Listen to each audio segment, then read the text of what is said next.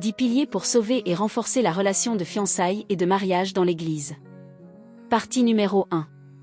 Mettre Christ au centre de la relation. Verset biblique.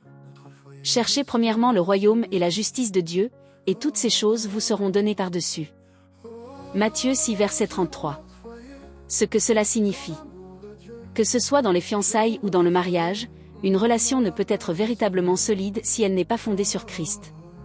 Mettre Dieu au centre, c'est chercher sa volonté avant tout, apprendre à aimer selon son modèle, et lui confier la direction de son avenir. Sans Christ, les sentiments seuls ne suffisent pas, tôt ou tard, les épreuves ou les tentations risquent d'affaiblir la relation.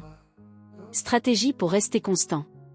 1. Prier ensemble régulièrement, comme fiancés ou comme époux. 2. Lire et méditer la parole de Dieu ensemble afin de l'appliquer à la vie de couple. 3. Participer ensemble aux cultes et aux activités spirituelles de l'Église. 4. Prendre les décisions importantes en cherchant toujours la volonté de Dieu. 5. Mettre en pratique l'amour de Christ dans le pardon, le respect et le soutien mutuel. Exemple pratique. Pour les fiancés. Prendre un moment chaque semaine pour prier et méditer ensemble. Fixer des limites claires afin d'éviter les tentations et garder la relation pure.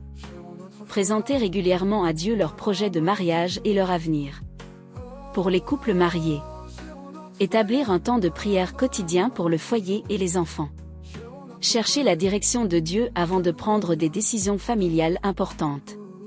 Organiser un moment de méditation ou de culte en famille chaque semaine. Point clé. Une relation bâtie sur Christ repose sur un fondement solide qui peut résister aux épreuves et aux tentations. Leçon pour nous. Des fiançailles sans Christ s'exposent facilement aux pièges et aux tentations. Un mariage sans Christ peut rapidement s'affaiblir face aux difficultés de la vie. Mettre Christ au centre, c'est recevoir sa paix, sa direction et un amour qui dure. Un couple qui fonde sa relation sur Christ devient un témoignage vivant pour l'Église et pour la société. Mettre Dieu au centre de la relation. Encouragement. Mes frères et sœurs, souvenez-vous que toute relation trouve sa stabilité et sa bénédiction lorsque Dieu en est le fondement. Sans lui, même les plus beaux projets peuvent vaciller.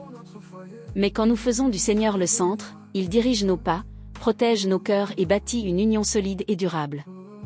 Ne laissez jamais vos émotions ou vos ambitions personnelles prendre la place de Dieu, placez toujours sa volonté en premier. Personne avec les mains jointes, prière pour mettre Dieu au centre de la relation. Seigneur Tout-Puissant. Merci parce que tu es l'auteur de l'amour et le fondateur du mariage. Aujourd'hui,